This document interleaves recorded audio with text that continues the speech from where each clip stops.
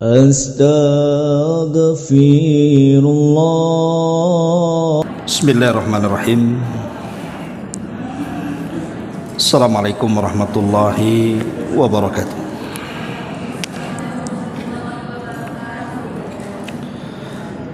Alhamdulillah wassalatu wassalamu ala Rasulillah wa ala alihi wa sahbihi wa mawalah wa la hawla wa la quwwata illa billahi wa ba'd.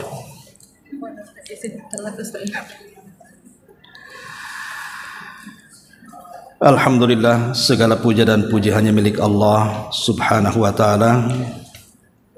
Salawat dan juga salam kita hadiahkan kepada Rasul kita Nabi besar Muhammad sallallahu alaihi wa ala alihi wasallam. Kita lanjutkan kembali kajian kita, masih membahas kitab 175 Jalan Menuju Surga, dan kita masuk pada poin ke-25 tentang keutamaan membaca ayat kursi. Dan sesungguhnya ayat kursi adalah salah satu sebab seseorang masuk ke dalam surga. Baik, kita akan baca hadisnya baru kita jelaskan.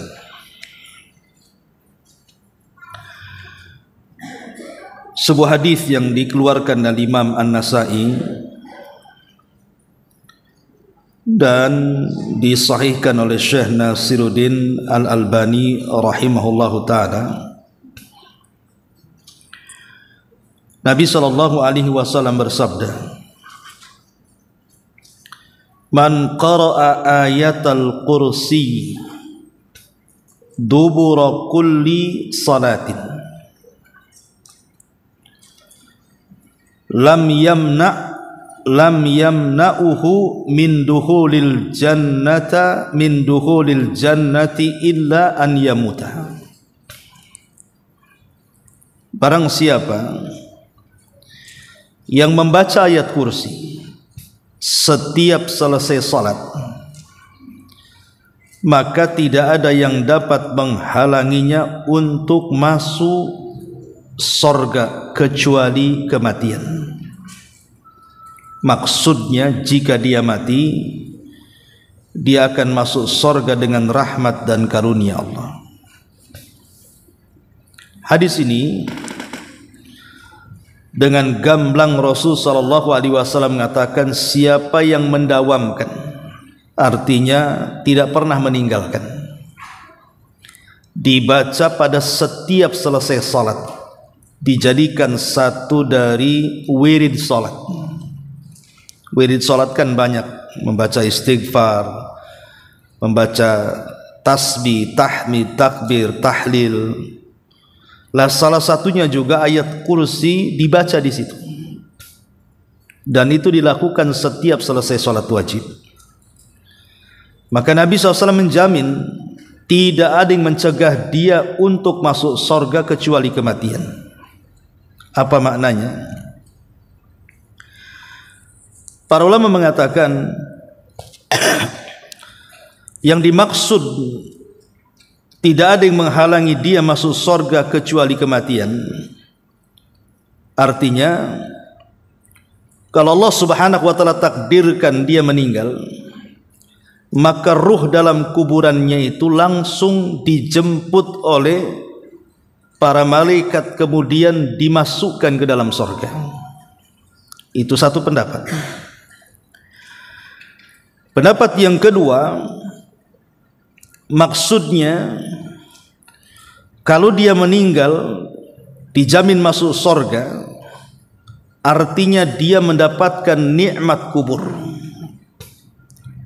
Di dalam kuburan itu kan banyak peristiwa, ada namanya himpitan, ada namanya fitnah, ada namanya azab, dan ada namanya nikmat.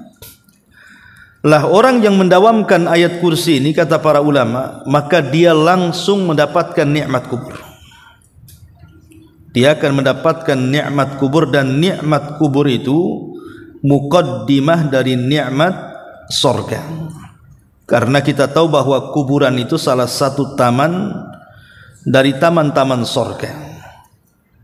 Artinya kalau orang yang mendawamkan ayat kursi setiap selesai sholat wajib, maka langsung dimasukkan ke taman-taman surga dalam kuburannya. Itu makna daripada lam yamna'uhu min dukhulil jannati illa an yamuta. Tidak ada yang mencegah dia untuk masuk surga kecuali kematian. Baik, sedikit kita bicara tentang keagungan ayat kursi. Kalau kita cerita surat dalam Quran, maka tidak ada yang lebih agung dibandingkan surah Al-Fatihah. Tapi kalau kita cerita ayat dalam Quran, maka tidak ada yang lebih istimewa melebihi ayat kursi. Walaupun sebagian para ulama berselisih, apakah ada satu ayat dengan ayat yang lainnya dilebihkan? Bukankah semua firman Allah? Menurut Abu Musa al-Ash'ari, Abul Hasan al-Ash'ari, seorang pencetus akidah Asy'ariyah, mengatakan tidak ada satupun ayat yang dilebihkan dengan ayat yang lainnya. Artinya semua ayat sama. Karena namanya firman Allah, ya sama saja. Tabbat yada abi lahabi wa tab sama dengan Allahu la ilaha illa huwal hayyul qayyum. Ataupun idza zulzilatil ardu zilzalaha, ya sama dengan Allahu la ilaha illa huwal hayyul qayyum, karena sama-sama firman Allah.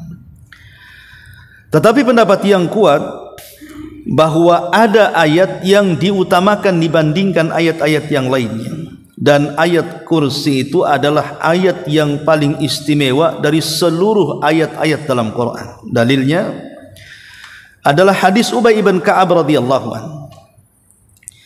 Jadi satu hari Ubay ini sedang sholat di masjid. Selesai sholat, hendak pergi dari masjid, tiba-tiba punggungnya ditepuk Nabi. Kemudian tiba-tiba Rasul memanggil dan mengatakan, ya Abal Mungdhir. Abal Mungdhir itu kunyah daripada atau gelar daripada Ubay ibn Ka'ab. Ya Abal Mungdhir, atadri ayya ayati min kitabillahi a'zam. Wahai Abal Mungdhir, tahukah engkau ayat yang paling agung di dalam Al-Quran? Maka sebagai adab sahabat tidak langsung menjawab dan mengatakan Allahu wa rasuluhu a'lam. Allah dan Rasulnya yang tahu. Tapi Nabi SAW terus mengulang-ulang pertanyaannya. Wahai Abal Mungdhir, tahukah kamu ayat yang paling agung dalam Quran? Akhirnya Ubay bin Ka'ab atau Abul Mungdhir pun menjawab, qultu Allahu la ilaha illa huwal hayyul qayyum. Kemudian dibaca sampai selesai ayat kursi. Maka dengan bangganya Nabi SAW menepuk dada Ubay, kemudian mengatakan, wallahi liyahnikal ilmu ya Aba Mungdhir. Demi Allah wahai Abu Mungdhir, semoga Allah menambah kesemangatan untuk mencari pengetahuan, karena kecerdasan. Hadis ini dikeluarkan Imam Muslim. Berarti hadis ini menunjukkan bahwa ada ayat yang dilebihkan dari semua ayat, dan ayat itu ada di ayat kursi. Jadi kalau ditanya ibu, ayat yang paling agung dalam Quran itu ayat apa? Ibu sebut surah Al-Baqarah ayat 255 atau ayat kursi. Kalau ibu ditanya surat apa yang lebih agung dalam Quran, ya ibu katakan surah Al-Fatihah. Jadi kalau surah Al-Fatihah, kalau ayat kursi, itulah yang paling agung di dalam Al-Quranul Karim. Tentu ada alasannya. Nanti kita akan sebutkan alasan kenapa ayat kursi ini ayat yang paling agung dalam Quran. Kita akan sebutkan beberapa keistimewaan ayat kursi dulu. Disebutkan dari Abu Hurairah radhiyallahu anhu. Jadi Abu Hurairah itu satu hari ditugaskan Rasul untuk menjaga pembendarahan zakat fitrah di bulan Ramadan. Jadi setelah zakat-zakat itu terkumpul, kemudian diletakkan di gudang, lah sebagai penjaga zakat itu Abu Hurairah di malam hari. Entah kenapa malam itu datang pencuri mencuri beberapa makanan dari gudang zakat fitrah itu. Maka oleh Abu Hurairah dikejar, kemudian kena tangkap. Kemudian tiba-tiba pencuri ini memberikan alasan, wahai Abu Hurairah, lepaskan aku karena keluargaku susah. Aku ini sedang susah makan, anak-anakku juga susah makan. Maka biarkan aku memberi makan mereka. Karena kasihan, dilepas. Tapi keesokan harinya dia ditanya oleh Rasulullah. Seolah-olah Rasul tahu kejadian semalam dan mengatakan, wahai Abu Hurairah, apa yang kau lakukan dengan pencuri semalam? Maka Abu Hurairah menceritakan kejadian di malam hari. Tapi Rasul memperingatkan, hati-hati, nanti malam pencuri itu datang lagi. Akhirnya kemudian Abu Hurairah berjaga-jaga karena Rasul sudah ngomong begitu kan. Rupanya betul datang lagi dan mencuri lagi. Ditangkap lagi, alasannya sama lagi, karena dia butuh makan dan keluarganya. Karena kasihan dilepas lagi. Keesokan harinya Rasul bertanya lagi, apa yang kau lakukan dengan pencuri semalam wahai Abu Hurairah? Maka Abu Hurairah menceritakan lagi kisah semalam. Kata Rasul, ingat malam ini dia datang lagi katanya. Karena Rasul sudah mengatakan seperti itu, maka Abu Hurairah berjaga-jaga lagi. Rupanya betul apa yang dikatakan Rasul, datang lagi, mencuri lagi. Tapi kata Abu Hurairah saat menangkap, aku tidak akan melepaskan dan engkau harus menghadap Nabi. Ini sudah ketiga kali. Tapi tiba-tiba pencuri ini mengatakan, wahai Abu Hurairah, lepaskan aku. Kalau engkau melepaskan aku sebagai imbalannya, aku akan mengajarkan satu ayat dalam Quran. Kalau engkau baca sebelum tidur, maka Allah akan menjagamu dan setan tidak mungkin mendekatimu. Maka dipikir-pikir Abu Hurairah, boleh juga, akhirnya dilepas. Keesokan harinya Nabi SAW bertanya lagi, apa yang kau lakukan dengan pencuri semalam wahai Abu Hurairah? Abu Hurairah bercerita di sini, sebenarnya wahai Rasul, semalam sudah kutangkap dan mau kuhadapkan kepadamu. Masalahnya dia mengajarkan satu ayat dalam Quran sehingga aku melepasnya. Kemudian Abu Hurairah menceritakan bahwa siapa yang membaca ayat ini, maka Allah akan menjaganya dan tidak akan disentuh setan sampai pagi. Maka Nabi SAW mengatakan, ya Abu Hurairah, kamu tahu enggak siapa pencuri yang 3 hari berturut-turut itu, 3 malam berturut-turut mendatangimu? Abu Hurairah dengan polos mengatakan, Allah dan Rasulnya yang tahu. Maka Rasul mengatakan, ya Abu Hurairah, sesungguhnya dia adalah syaitan, setan yang menjelma sebagai pencuri. Adapun dia mengajarkan kepadamu ayat kursi, kata Rasul, sadaqahu wa huwa kadzub. Sadaqaka wa huwa kadzub. Dia telah menghabarkan sesuatu yang benar kepadamu wahai Abu Hurairah, tapi dia itu pendusta. Jadi khusus masalah ayat kursi yang dihabarkan kepadamu dia benar, tapi selainnya dia pendusta, jangan dibenarkan. Dari sini kita tahu bahwa setan sendiri yang membocorkan rahasia tentang ayat yang ditakutinya. Jadi ayat kursi itu dibocorkan oleh setan. Kalau kamu ingin tidak diganggu aku, kata setan, seolah-olah dia mengatakan, baca ayat kursi gitu maksudnya. Jadi setan yang buat bocor halus itu sama Abu Hurairah, dan Rasul membenarkannya. Artinya kita sudah tahu bahwa setan itu paling takut dengan ayat kursi.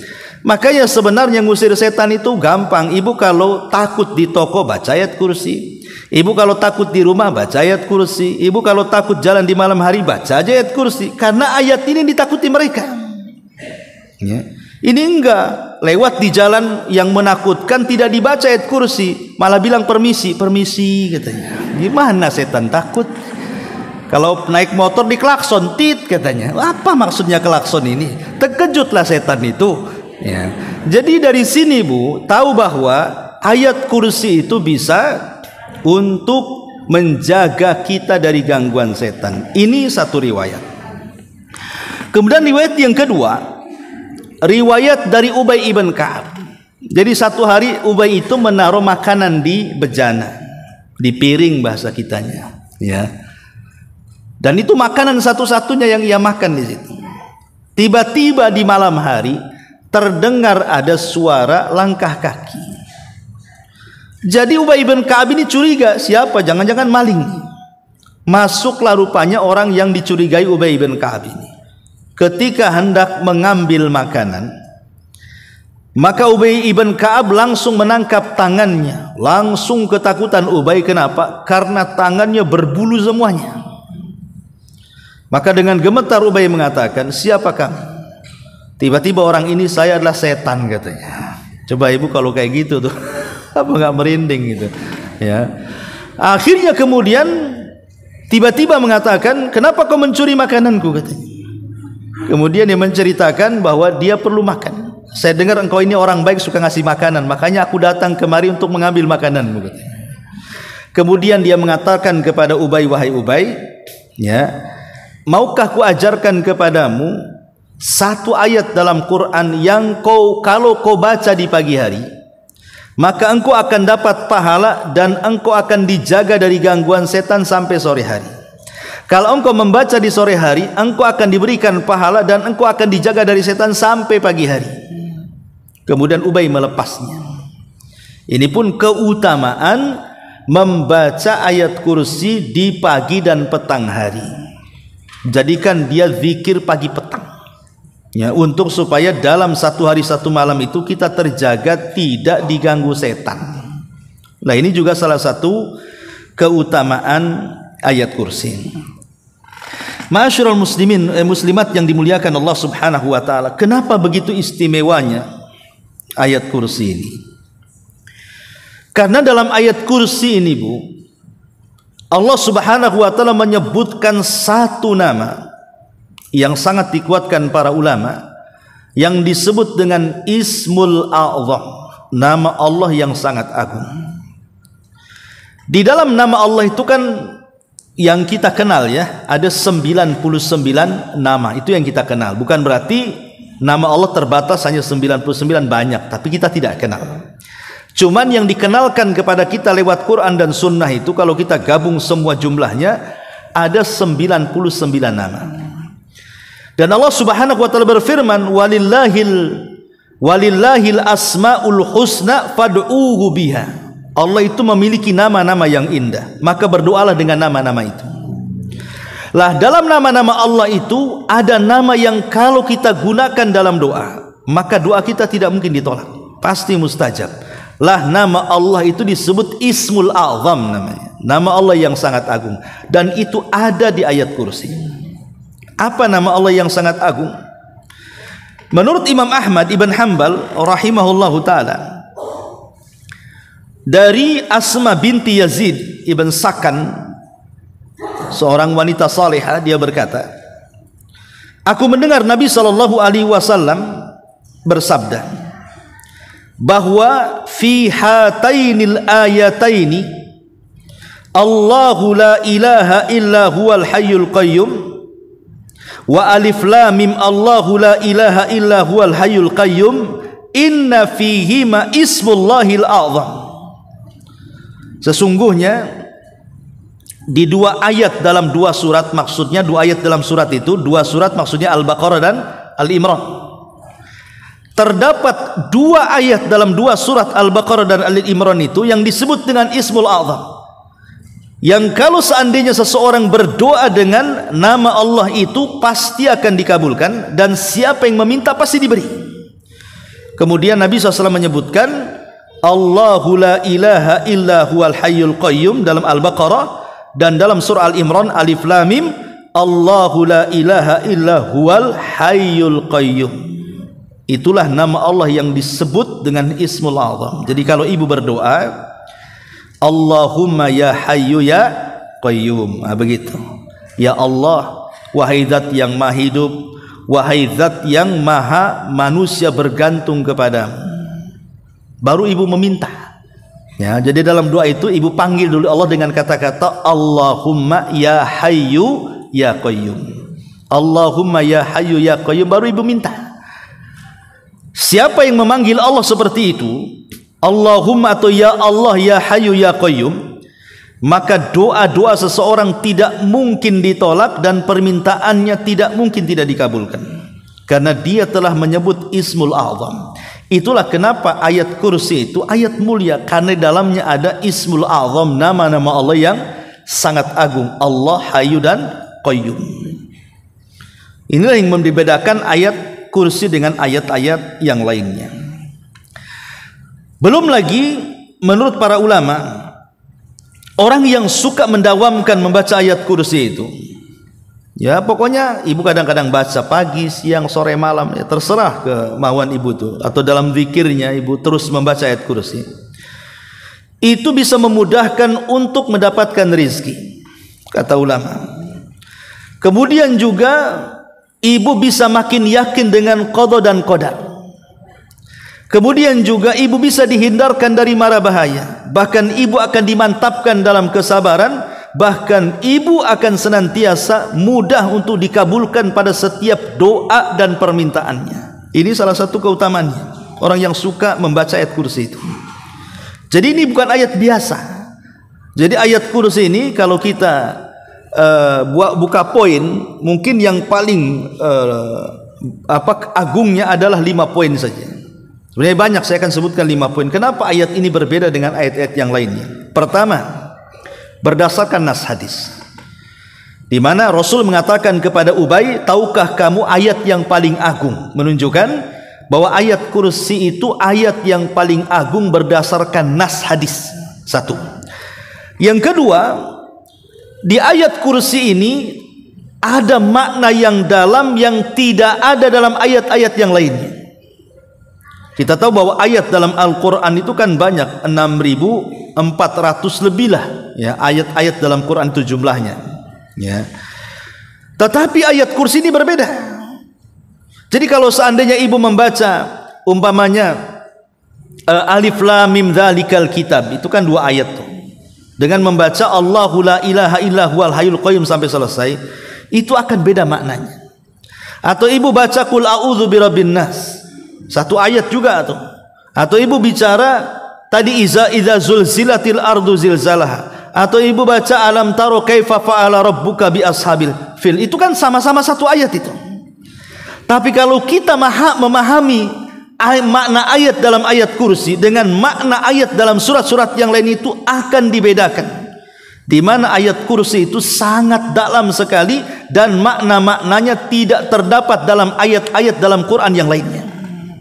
Ini yang kedua. Yang ketiga, yang luar biasanya ayat kursi itu, Bu. Di situ Allah Subhanahu wa taala memulai dengan usul nama. Usul nama itu artinya masdar dari semua nama Allah Subhanahu wa taala. Di mana semua nama Allah yang 99 itu kembali ke 1 nama ini. Apa itu? Allah. Karena Allah memulakan dengan kalimat Allah kan? Allahu la ilaha illa huwal hayyul qayyum. Allah mulakan dengan kalimat Allah. Dan semua nama itu bersumber dari Allah. Makanya lafaz tauhid itu tidak ada yang mengucapkan la ilaha illa rahman, la ilaha illa al-aziz, la ilaha illa ar-rahim. Tidak ada, pasti la ilaha illallah. Tidak boleh juga kita katakan la ilaha illa rahman, atau la ilaha illa al-latif, la ilaha illa al-hayy. Tidak boleh. Tetap harus dibaca la ilaha illallah. Kenapa? Karena semua nama kembali ke lafaz Allah. Sebab kalau la ilaha illa rahman, tidak ada yang berhak disembah kecuali ar-rahman umpamanya kan. Ar-rahman ini bisa saja dia Allah, bisa bukan Allah. Karena di zaman Nabi SAW ada nabi palsu namanya Musailamah al-Kadzab. Itu dijuluki dengan Rahmanul Yamamah, Rahmannya orang-orang Yamamah katanya. Ataupun kalau kita melihat surah Yusuf, ayah angkat Nabi Yusuf yang membeli dari pasar kemudian dididik sampai besar siapa namanya? Al-Aziz namanya. Ya, Al-Aziz diambil dari nama Allah juga kan. Kalau kita katakan la ilaha illa Al-Aziz namanya, bisa saja Al-Aziz itu bukan Allah, tapi ayah angkatnya Nabi Yusuf kan itu. Makanya kenapa di sini betapa agungnya ayat kursi itu sehingga dimulai dengan sumber dari seluruh nama-namanya. Allah, Allahu la ilaha illa huwal hayyul qayyum. Kemudian yang keempat, 17 kata ganti.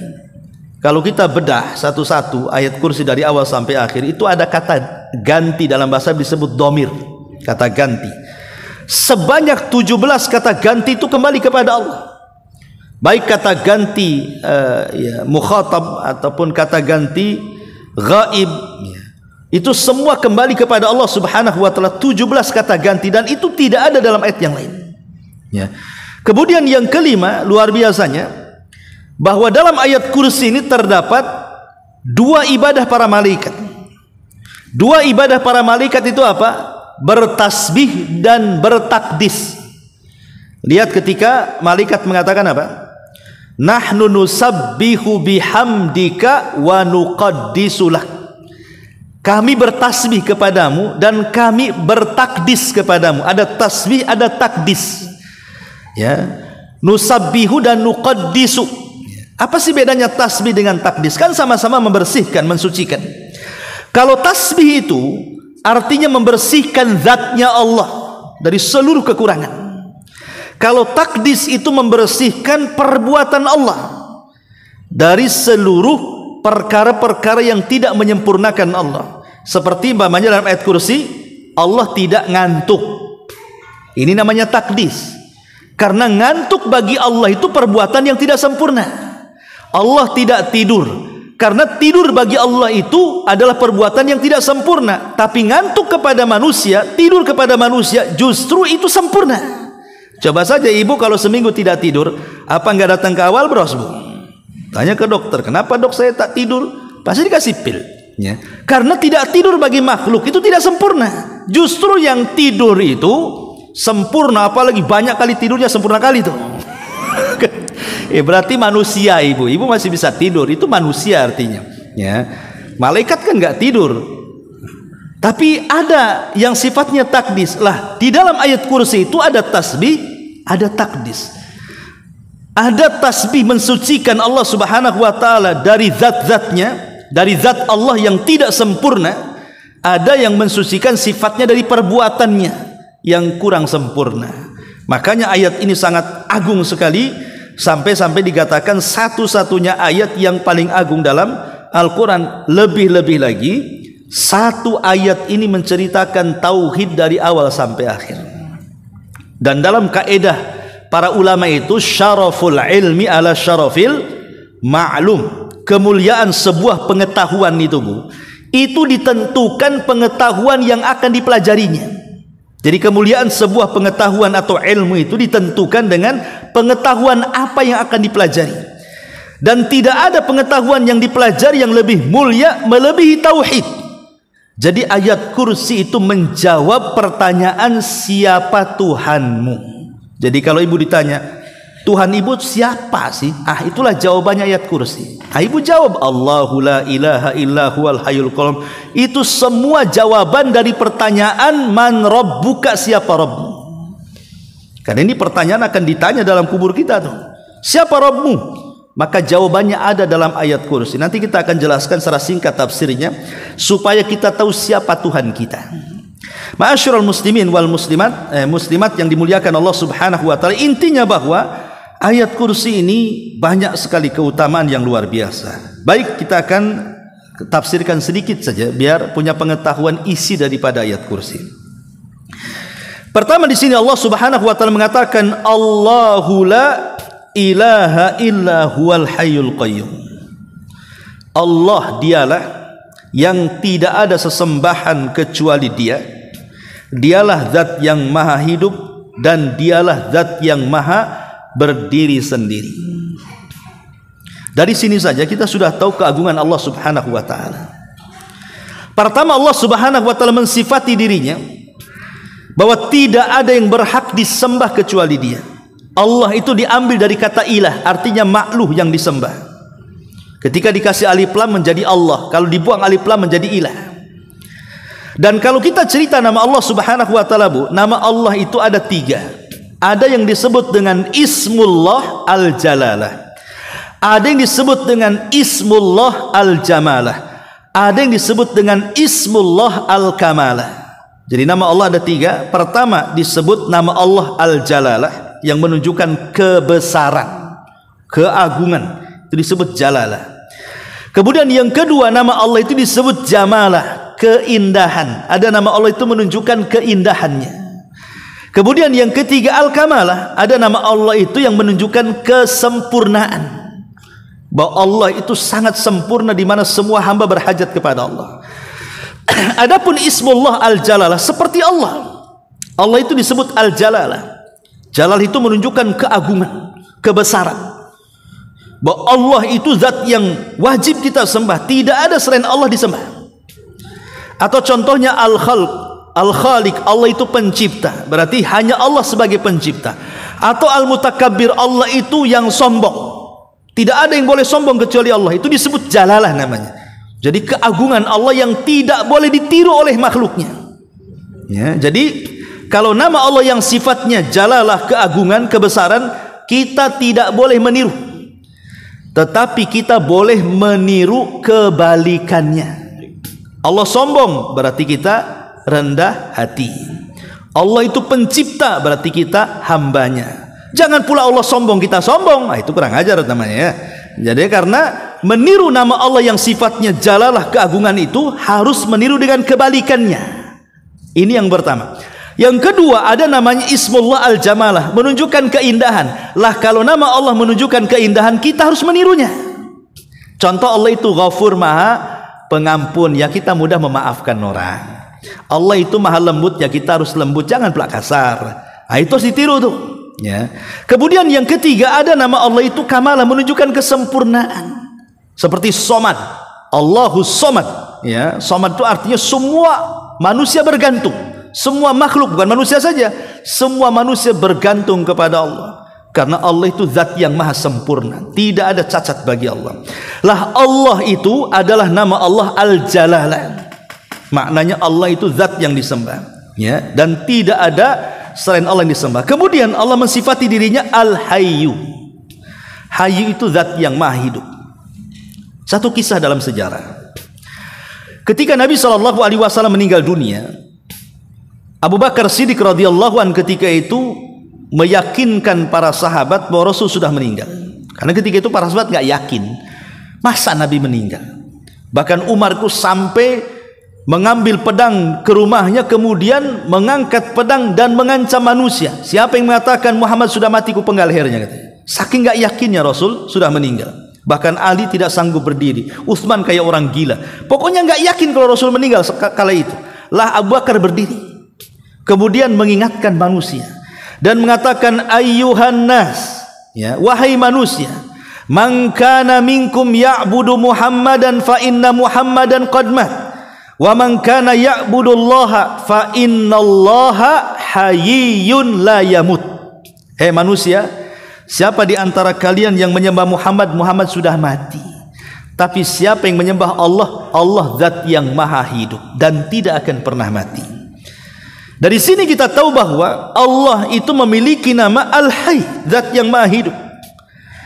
Konsekuensinya apa, Bu? Kalau kita meyakini Allah zat yang maha hidup, berarti semua hajat-hajat kita akan didengar.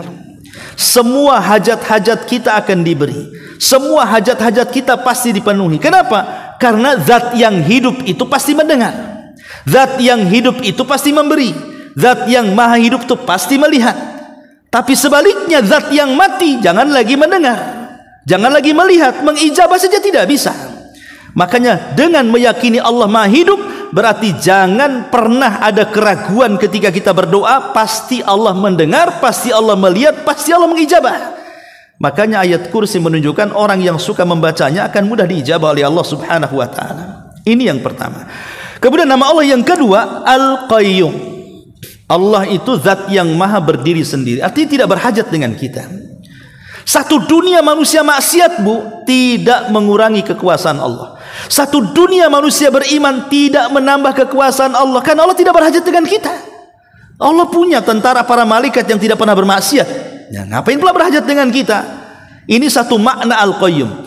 Makna Qayyum yang kedua, artinya Allah itu zat yang maha mampu untuk memberikan semua hajat dan kepentingan manusia. Sekiranya, Bu, logika, satu dunia ini manusia berkumpul di tanah lapang. Jangan manusia, sak jin-jinnya kumpullah di situ. Kemudian masing-masing orang dan jin itu meminta sesuatu. Kan satu manusia dengan manusia yang lain pasti permintaannya berbeda kan? Yang satu minta sembuh, yang satu minta kaya, yang satu minta jodoh, yang satu minta macam-macam usahanya dimudahkan. Kan macam-macam permintaan orang itu.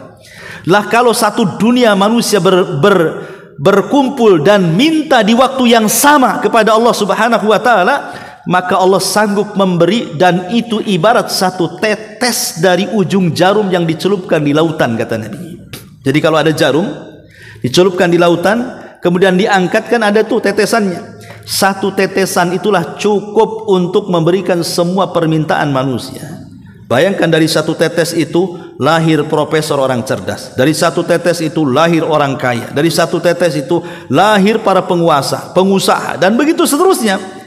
Masalahnya Bu, terkadang manusia difokuskan dengan satu tetes dan dilupakan dengan lautan. Itu masalahnya ya. Kan Allah hanya memberikan satu tetes kepada kita kan, itu mencukupi semua jin dan manusia. Sementara kekayaan Allah itu lautan yang terbentang. Kenapa kita fokus dengan yang satu tetes, melupakan lautan yang satu bentang itu? Akhirnya kita lebih fokus mengejar yang satu tetes, meninggalkan yang lautannya itu. Maksudnya lautan itu adalah akhiratnya, sorganya, sementara satu tetes itu dunianya. Nah ini yang harus dipahami dari kalimat Al-Qayyum. Jadi kalau ditanya siapa Allah, Allah itu tidak ada zat yang maha berhak disembah kecuali Dia. Siapa Allah? Allah zat yang maha hidup. Siapa Allah? Allah zat yang maha berdiri sendiri dan maha memberikan semua hajat makhluknya. Kemudian kalau ditanya lagi siapa Allah, maka kita jawab lahu ma fis samawati wa ma fil ardh. Dialah pemilik langit dan pemilik bumi. Dialah yang menciptakan langit dan bumi. Pertanyaan pun muncul, kenapa Allah Subhanahu wa taala menciptakan langit dan bumi? Apa faedahnya untuk kita? Maka kita jawab dalam surah An-Najm kalau tidak salah, bahwa tujuan Allah menciptakan langit dan bumi itu Bu, supaya Allah membalas orang-orang jahat dengan kejahatannya, dan Allah membalas kebaikan yang terbaik karena kebaikannya. Perhatikan Bu, kalau ibu tatap langit tuh sampai ke atas tuh, natap langit begini, dari langit pertama, kedua, ketiga sampai ke arasnya sana. Yang kita lihat kan hanya langit pertama saja Bu ya, karena pandangan kita terbatas. Paling kita lihat awan saja. Bangunan langit pertama saja kita tidak sanggup menatapnya. Ya paling awan-awan saja di atas itu. Tahukah ibu bahwa isi langit itu semua malaikat? Langit pertama, kedua sampai ars itu isi langit itu apa? Malaikat. Jadi makhluk yang ada di langit semua malaikat. Pertanyaannya, malaikat bermaksiat? Tidak ada malaikat yang bermaksiat. Artinya di langit itu tidak ada maksiat. Maksiat di langit itu cuma 2 kali. Pertama, Adam memakan buah larangan. Yang kedua, setan disuruh sujud tak mau, itu saja. Selepas itu tidak ada lagi maksiat di atas langit. Tapi kalau kita lihat ke bumi Bu, lihat ke bumi. Bumi ini gudangnya maksiat tuh. Macam-macam maksiat ada di bumi kan Bu. Orang yang gibah ada di bumi, orang yang dusta ada di bumi, orang yang curang ada di bumi, orang yang zalim ada di bumi, orang yang melakukan kesyirikan, bid'ah, maksiat ada di bumi. Maksiat yang paling kecil sampai yang paling besar komplit lengkap di bumi. Dari sini ada kaidah Bu, Allah itu ditaati karena izinnya, dan Allah itu dimaksiati karena pengetahuannya. Ini kaidah, ini penting. Jadi Allah itu yuta illa biizni wa yu'sa illa biilmi. Allah itu ditaati karena izinnya, dan Allah dimaksiati karena pengetahuannya. Apa maknanya? Seandainya ibu dari lahir sampai meninggal tidak maksiat sama sekali, rajin sholatnya, rajin puasanya, rajin sedekahnya, rajin berbuat baiknya, sedikit maksiat lah pokoknya hidupnya ibadah terus. Pertanyaannya, apakah dengan menghabiskan umur ibu ibadah dengan berbagai macam ibadah dan sedikit maksiat, ada jaminan ibu masuk surga? Enggak ada. Ada jaminan ibu diterima ibadahnya? Enggak ada jaminan ya. Walaupun kita ibadah hari-hari, apakah ada jaminan ibadah ibu diterima? Nggak ada jaminan. Apakah langsung ibu ada jaminan masuk surga? Tidak ada jaminan, walaupun dihabiskan untuk ibadah. Kecuali kalau Allah izinkan. Kalau Allah izinkan diterima, baru diterima. Kalau Allah izinkan kita masuk surga, baru masuk surga. Tapi kalau Allah tidak izinkan amalan kita diterima, Allah tidak izinkan kita masuk surga, selamanya kita tidak akan masuk surga. Karena Allah itu ditaati karena izinnya. Ini kaidah. Ya, makanya kenapa Imam Qatadah atau Imam Zuhri atau imam-imam yang lainnya mengatakan, kalau aku tahu satu amalanku diterima, maka cukup untuk modal aku masuk surga. Karena Allah mengatakan, innama yataqabbalullahu minal muttaqin. Allah itu hanya menerima amal dari orang-orang yang bertakwa. Artinya kalau aku tahu satu amalanku diterima, berarti aku tahu aku bertakwa. Cuman masalahnya karena aku nggak tahu amalanku diterima, apakah aku bertakwa atau tidak, kan tidak tahu, itu masalahnya. Lah dari sini mintalah kepada Allah izinnya supaya amalan kita diterima. Karena kita tidak ada pengetahuan soal diterima dan tidaknya amalan kita. Hanya berharap amalan kita diterima. Beda dengan maksiat.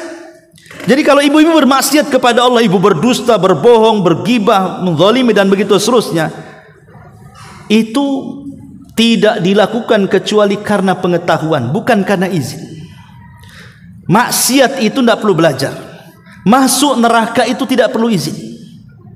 Jadi kalau seandainya seseorang itu bermaksiat, tidak perlu izin sama Allah, pasti masuk neraka. Tidak perlu habis bermaksiat, ya Allah izin apakah saya masuk neraka atau tidak. Tidak ada ceritanya, langsung masuk neraka. Karena orang maksiat itu tahu dirinya sedang bermaksiat karena pengetahuannya, bukan karena izin Allah. Dia tahu sedang bermaksiat. Pamannya orang mencuri, dia tahu sih dia sedang mencuri. Dia tahu dia sedang berzina. Tidak perlu dikasih izin masuk neraka, langsung masuk neraka, itu maksudnya. Lah dari sini ada kaidah tadi bahwa Allah ditaati karena izinnya dan Allah dimaksiati karena pengetahuannya. Inilah makna dari lahu ma fis samawati wa ma fil ard. Kemudian di sini kalau ditanya lagi siapa Tuhan kita, siapa Rabb kita, jawab man dalladzi yashfa'u indahu illa bi'idznihi. Bahwa tidak ada yang memberikan syafaat di sisinya kecuali karena izin Allah Subhanahu wa taala. Syafaat itu ada dua, Bu. Ada syafaat di dunia, ada syafaat di akhirat. Ya.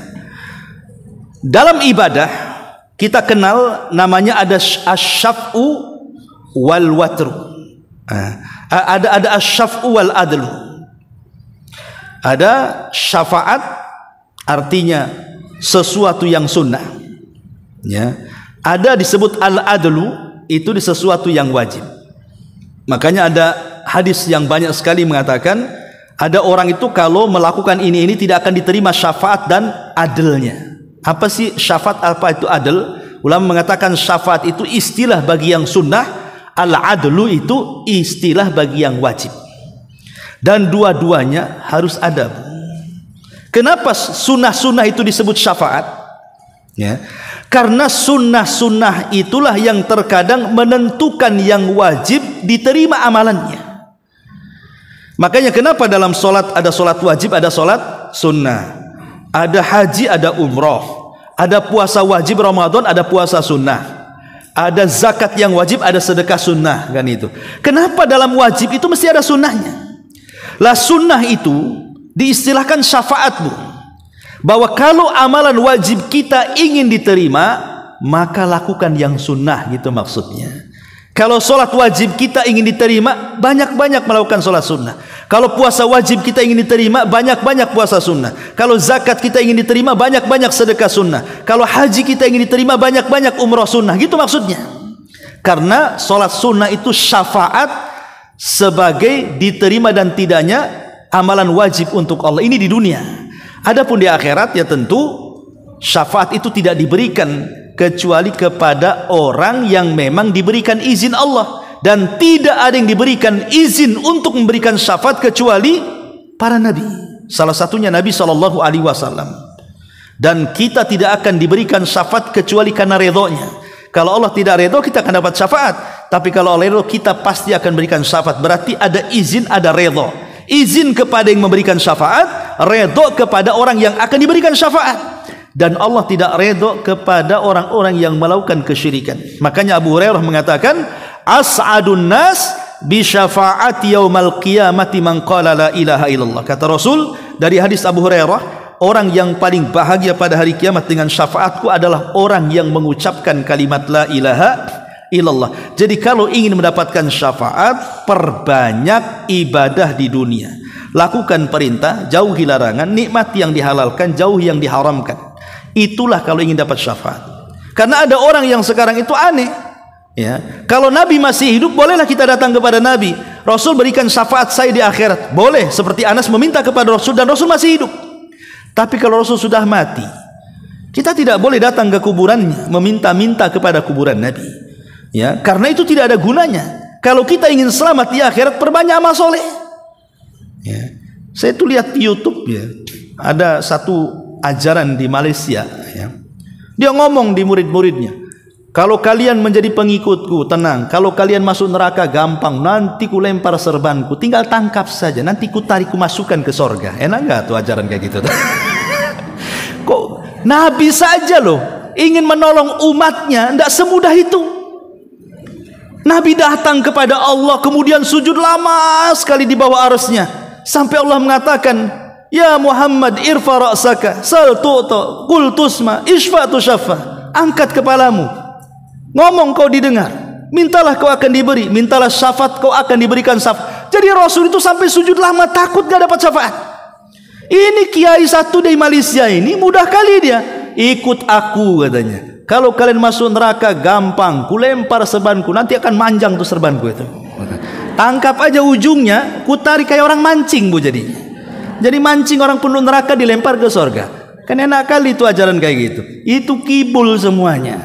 Mana ada ajaran kayak gitu, ya. Jadi ini juga salah satu yang harus dipahami, bahwa syafaat itu tidak berlaku kecuali izin Allah dan redha dari Allah Subhanahu wa taala. Kemudian makanya Allah mengatakan dalam surah An-Najm, wa kam min malakin fis samawati la tughni syafa'atuhum syai'a illa min ba'di an ya'dzana Allahu liman yasha' wa yarda. Berapa banyak malaikat di langit tidak sanggup berikan syafaat kecuali dengan izin dan redha Allah Subhanahu wa taala. Malaikat saja nggak bisa melakukannya. Ini kiai satu di Malaysia kok bisa gitu. Kan lebih hebat dari malaikat namanya, Bu, ya.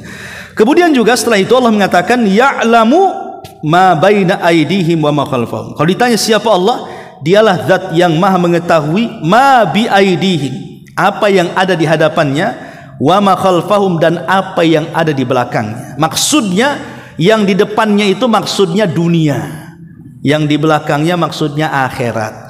Jadi Allah mengetahui perkara dunia dan Allah mengetahui perkara akhirat, dan pengetahuan Allah itu meliputi semua makhluknya. Ingat, kemampuan kita melihat, kemampuan kita mendengar itu ada batasnya. Walaupun pakai kacamata pun, sampai kemana lah batas melihat itu, pasti ada batasnya. Kita mendengar itu ada batasnya. Kita saja tidak tahu di rumah ngomong apa orang-orang itu ada batasnya. Tapi pengetahuan Allah Subhanahu wa taala meliputi segalanya. Bahkan sekalipun gelap gulita, dedaunan yang jatuh berapa jumlahnya, pohon apa saja yang jatuh daunnya, di mana letaknya, semua Allah tahu. Tapi kita ini tidak tahu. Bahkan satu jengkal di bawah kaki kita tidak tahu ada cacingnya atau tidak, karena kita tidak memiliki pengetahuan sehebat itu. Makanya ketika Musa dan Khidir satu perahu, tiba-tiba ada burung dari langit nukik sampai ke lautan, kemudian meneguk satu tegukan, kemudian terbang lagi. Kata Khidir kepada Musa, wahai Musa, ilmuku dan ilmumu kalau kita gabung katanya, maka itu seperti tegukan air itu katanya, yang diteguk oleh burung. Lautan Allah inilah pengetahuannya katanya. Saking besarnya pengetahuan Allah yang meliputi segalanya.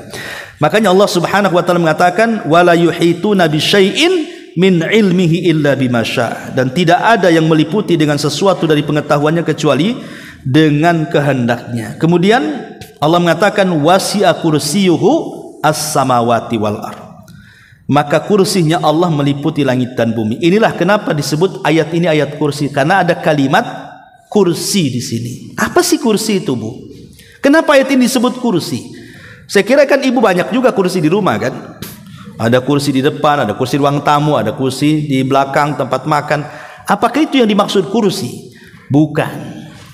Ada sebagian para ulama mengatakan maksud kursi di sini artinya pengetahuan.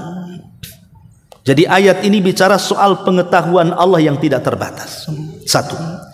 Yang kedua, ada yang mengatakan kursi itu adalah makhluk Allah yang sangat besar, bahkan paling besar, bahkan tidak ada yang lebih besar daripada kursi. Karena ada yang mentafsirkan kursi itu adalah arsy. Jadi kalau disebut arsy ya kursi, kalau disebut kursi arsy. Ya, ini yang kedua. Yang ketiga, bahwa yang dimaksud kursi itu artinya kemampuan Allah, kehebatan Allah, kemahakuasaan Allah yang meliputi seluruh makhluknya. Ya. Tapi ada juga yang mengatakan, ini pendapat yang kuat wallahu alam, ini pendapat dari Imam Ibnu Katsir dalam tafsirnya, dan dikuatkan banyak para ulama salaf, mengatakan yang dimaksud kursi itu tempat pijakan kedua kaki Allah. Jadi kalau umpamanya ibu duduk di kursi, kemudian di situ ada keset gitu ya di bawah ya, kemudian kaki ibu diletakkan di kesetnya itu, lah keset itu disebut kursi. Ya, jadi tempat pijakan kedua kaki Allah itu disebut kursi. Lah kalau tempat pijakannya saja lebih luas dibandingkan langit dan bumi. Wasi'a kursius samawati wal ard. Makanya ketika Rasul mengatakan kalau kita ingin bandingkan kursi dengan langit dan bumi itu, ibu datang ke padang pasir, copot cincin, letakkan di tengah padang pasir, kata Rasul cincinnya itulah langit dan bumi, sementara padang pasirnya itulah kursinya. Makanya kursi itu meliputi langit dan bumi. Wasi'a kursiyuhus samawati wal ard wala ya'uduhu hifdhuhuma wa huwal aliyul azim. Dan tidak ada yang memberatkan Allah untuk menjaga keduanya. Allah tidak berat. Ya. Kenapa? Karena Allah itu sinatun wala naum, dia tidak tersentuh dengan perasaan kantuk dan juga tidak pernah tersentuh dengan tidur. Artinya begini, Bu. Kenapa Allah tidak boleh ngantuk? Kenapa Allah tidak boleh tidur? Ibu kalau masak ngantuk, atau ibu tidur masak gini, jadi apa tuh kue? Pasti gosong, ya kan? Atau kebakaran.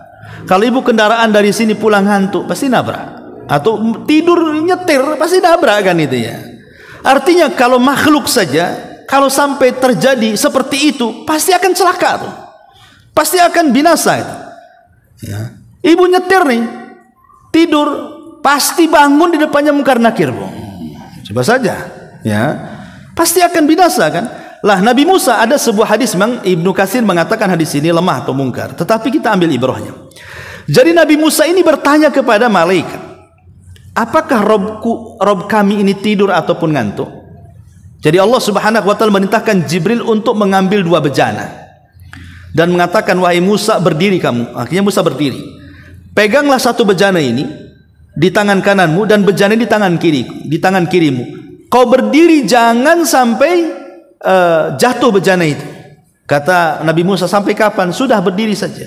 Akhirnya Musa berdiri lama sampai ngantuk, Bu. Ketika ngantuk, satu bejananya jatuh. Dia kaget gitu ya. Dan dia pertahankan satu bejana lagi karena saking lamanya ngantuk, tertidur. Akhirnya jatuh lagi. Lah kata Jibril, kalau Allah seperti kamu, hancur kiamat dunia ini. Pasti tuh bintang itu bertabrak-tabrakan tuh jadinya. Siapa yang akan mau ngasih itu semua? Lah makanya Allah tidak pernah tersentuh dengan kantuk, apalagi tersentuh dengan tidur. Nah ini makna secara global saja ya, karena kalau dibentangkan tafsirnya memang agak panjang. Tapi inilah inti daripada ayat kursi. Oleh karena itulah maka ayat kursi itu sangat dianjurkan dibaca selepas sholat. Ya, sholat wajib 5 waktu. Kemudian yang kedua, dianjurkan digunakan zikir pagi petang. Kemudian yang ketiga, digunakan sebelum tidur. Ya, ibu baca sebelum tidur. Kemudian yang keempat, ibu bisa membaca untuk meruqyah. Kemudian yang keempat, ibu bisa membaca di tempat-tempat yang menakutkan. Inilah 5 perkara boleh kita membaca ayat kursi. Wallahu alam. Kalau ada yang mau tanya silakan, atau kita tutup.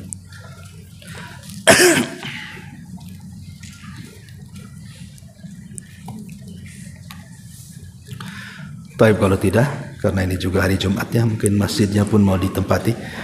Subhanakallah bihamdika, asyhadu an la ilaha illa anta astaghfiruka wa atubu ilaik. Allahu ta'ala